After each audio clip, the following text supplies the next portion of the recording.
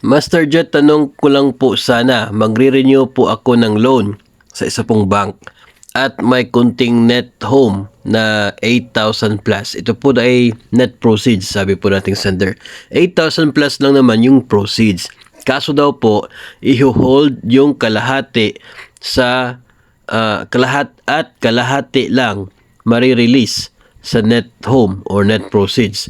After 5 years ko pa daw pwede makuha sa kanila yung naiwan na half amount. Sila lang po kasi ang ganyan. Legal po ba yan? Salamat, Master Jet. Kung ako po yung tatanungin ninyo, ay talagang hindi po yun pwede. Hindi po siya legal. Kasi nga, ipinagbabawal nga ni DepEd doon sa mga bangko ang mag-deduct ng advance payment sa loan.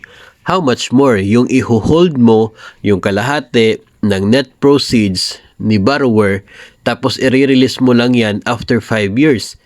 Kailan yung 5 years? 'Di ba yung time na fully paid na yung utang, saka mo pa lang i-release yung kalahati ng kanyang net proceeds? Ang tanong, may interest ba yung kalahati na na-hold ni bangko?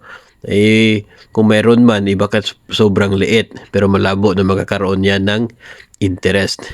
Hindi po talaga pwede na ang utang ni borrower mula sa bangko, uutangin din ni bangko yung net proceeds.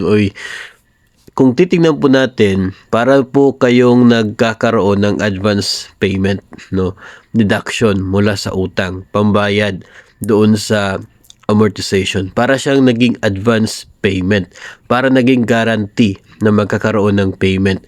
Naka-automatic automatic payroll deduction na po yan. Ibig sabihin, hanggat sa sahod si teacher ay magkakaroon talaga ng payment para dyan sa loan na yan. So kung mayroon pong delay sa remittances, hindi po yung kasalanan ni teacher at yung dapat na kausapin ni bangko ay mismong yung agency, yung division office po na nagre-remit kung bakit sobrang delay ng kanilang remittance. Yun po yung kausapin ni bangko at hindi po dapat na i-hold yung net proceeds ni teacher.